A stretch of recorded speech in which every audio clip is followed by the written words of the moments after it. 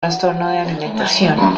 Entonces esto es un problema ya de salud pública muy importante, pero lamentablemente en el día a día nos dan imágenes cada vez más fuertes de la necesidad de encajar dentro de esos parámetros, y eso forza a más jovencitas desde más temprana edad a meterse como en esa pequeña fila, en esa estrecha fila, para poder ser aceptadas y el día de mañana poder ser consideradas como mujeres aptas para tener un hogar, mujeres aptas para ser públicamente aceptadas en el sentido social, y eso lleva a otra cantidad de problemas emocionales. Y realmente, si uno lo mira, este grupo de enfermedades está incluido dentro de lo que se llama en el ambiente médico el DSM-4, que es el sistema de estadísticas de medida de las enfermedades mentales, porque realmente es un trastorno mental.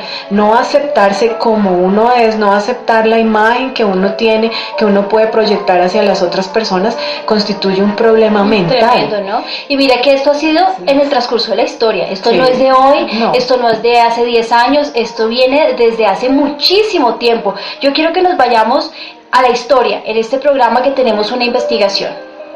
En la historia. Pues pastora Lina, en la historia es impresionante cómo va avanzando el término de la anorexia y la bulimia. Estábamos investigando y más o menos alrededor del siglo XIV se le empezó a denominar como la época de la anorexia. Y estábamos investigando porque apareció una señora que se llamaba Catalina de Siena. Esta señora decía que se autoflagelaba y ella solamente comía hierbas y murió de hecho de desnutrición. El caso de ella fue el boom durante este siglo por la autoflagelación, y por eso se empezó a considerar esta época como la época de la anorexia. Luego, en el año 1689 se habla de la consunción nerviosa, porque realmente la anorexia hoy en día se le dice la anorexia nerviosa y bulimia nerviosa, pero con el transcurso del tiempo fue que empezó a cambiar este concepto. La consunción nerviosa fue dada por Richard Morton, fue quien introdujo este término en 1689, y ya la anorexia histérica se empezó a determinar en el siglo XVIII, siglo XIX más o menos, y fue en el siglo XIX donde ya se le dio el término como tal por Gull, que describe por primera vez la anorexia nerviosa. Con respecto a la bulimia, fue Russell el primero que en 1979 la definió de la siguiente forma. Les voy a leer: más por comer y purgar que por querer ayunar. Era como describía la bulimia. Se habló primero que era una hiperfagia, que era comer más por gula, comer hasta sentirse totalmente satisfecho y luego a través del vómito tratar de sacar todo lo que se había comido. Luego se habló de la bulimarexia y por fin se le dio el término de la bulimia nerviosa. Pero miren que me gustó algo, porque bulimia viene del griego bus y limus, que significa buey y hambre. Y literalmente significa comer como un buey, eso significa bulimia. O también se ha traducido como ser capaz de comerse un buey. Y esto ha sido lo que definió la bulimia a través de la historia. Yo creo que la parte más importante del programa ha sido poder desenmascarar a ese espíritu mentiroso que se ha disfrazado de estar a la moda, ¿sí? Pero que se llama definitivamente autodestrucción.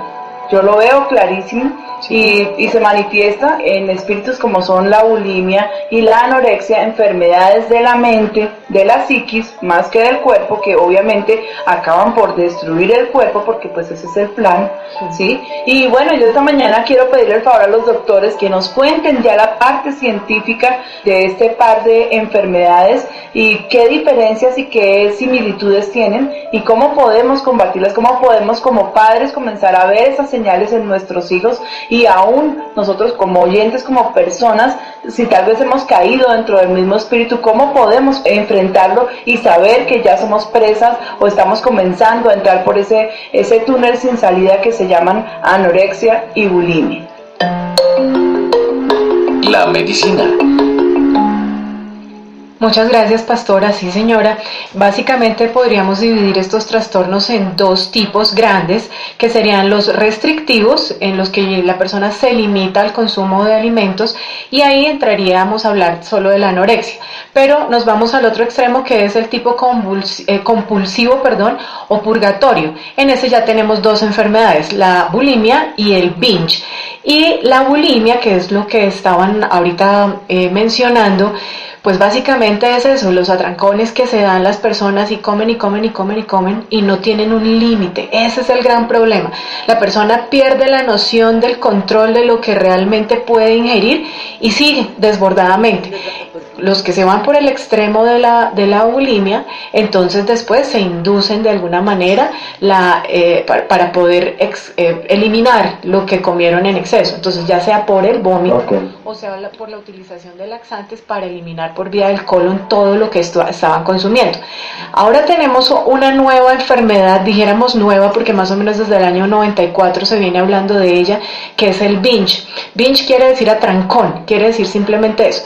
Estas son personas que por el contrario son gordas. La mayoría de esas personas están en estados de obesidad, pero ellos pierden el control, la noción de eso y la noción de la cantidad que están consumiendo. Entonces lo que hacen es que cuando están en el público, ante su familia o en sus lugares de trabajo donde se desempeñan, no consumen absolutamente nada. Pero cuando ya están en privado, especialmente en la noche, son personas que van y se llenan y se llenan y se llenan de comida. Entonces, aparentemente las personas están guardando una dieta, están en algún régimen de control de calorías, pero lo que sucede es que cuando nadie los ve es cuando tienen esas ingestas así exageradas. Se calcula que una persona de estas puede llegar a consumir hasta 6.000 calorías en un día, cuando una dieta normal puede tener 2.000 calorías. Digamos que una dieta límite tiene 2.000 calorías diarias sin que vaya a tener repercusión sobre el peso. Estas personas pueden llegar a triplicarlo y con eso pues vienen otra cantidad de problemas para la salud, que ya no son solamente por pérdida, sino por ganancia excesiva. Entonces ahora tenemos esos dos extremos como en la balanza, el que no come nada y el que come, pues que no tiene límite. Entonces vemos esas personas, ahora hay grandes problemas alrededor de las cirugías bariátricas y demás, porque todo se está yendo para el otro extremo, tratando de controlar una enfermedad cuyo origen realmente es mental, no es un origen en el cuerpo, en lo físico, sino que está en su psiquis, y la persona no tiene conciencia para poder salir de allí. Eso es como, digamos, como la gran... Y entonces la solución no sería hacerse una cirugía bariátrica, sino primero solucionar su problema mental. Exactamente. Para luego sí mirar cómo puede solucionarlo. Poder entrar en conciencia de lo que le está ocurriendo, porque todos nos vamos al extremo de los que no comen, que ya es gravísimo. ¿Por qué? Porque hemos visto, bueno, en la práctica médica he visto personas que llegan con pesos extremadamente bajos y que terminan en unidades de cuidado intensivo y se hacen todos los exámenes porque la persona no confiesa lo que está pasando realmente. Ahí es donde empieza el grave problema. Las personas no dicen qué es lo que está pasando, de pronto enferman y empiezan a aparecer cosas, pero no se encuentra el origen de la enfermedad. Si la persona no puede llegar al punto de concientización de lo que le está ocurriendo, el problema se va a perpetuar y con eso puede llegar hasta la muerte. Entonces la primera cosa que es urgente en una persona que sufre de un trastorno alimenticio es que pueda entrar en conciencia de lo que le está ocurriendo, y estas personas llegan hasta allá. Entonces empezamos a ver problemas digestivos, problemas aún en la boca porque tienen ulceraciones, porque tienen daños en el esmalte dental, alteraciones de la conciencia, caída anormal del pelo. Pues el peso no siempre es la referencia, porque eso es importante. A veces uno puede ver una persona que físicamente se ve normal, pero ya tiene un trastorno alimenticio, como no hablando del extremo del binge, sino una persona que en realidad todavía está presentando un aspecto normal, o sea que la podríamos ver y pues la vemos normal y está enferma, no sabemos por qué está enferma. De repente se mandó a hacer unos exámenes para un control de sangre y encontraron que había una anormalidad, probablemente una anemia, y anemias que rara vez uno puede encontrar en una persona que se ve sana. Eso empieza a levantar sospechas. Cuando se reinterroga a la persona, la paciente, generalmente estamos hablando de los trastornos restrictivos en mujeres, pero en los trastornos compulsivos lo que vemos son hombres, o sea que ya el problema se nos amplió muchísimo, ya no tenemos solo mujeres en la segunda y tercera décadas de la vida, sino que ya encontramos hombres, y el espectro en los hombres es todavía más grande porque inclusive se encuentran atletas, o sea, personas que aparentemente tienen muy buena capacidad vital y muy buena alimentación y todo, ya el espectro es mucho más grande.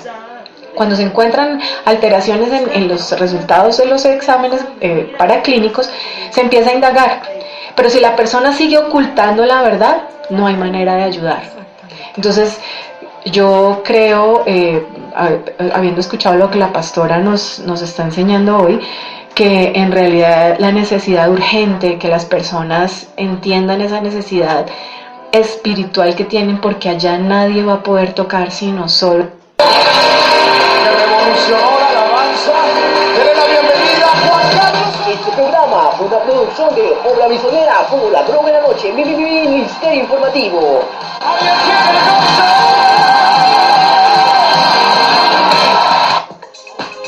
Estás en sintonía con Radio Júbilo, la radio en gozo.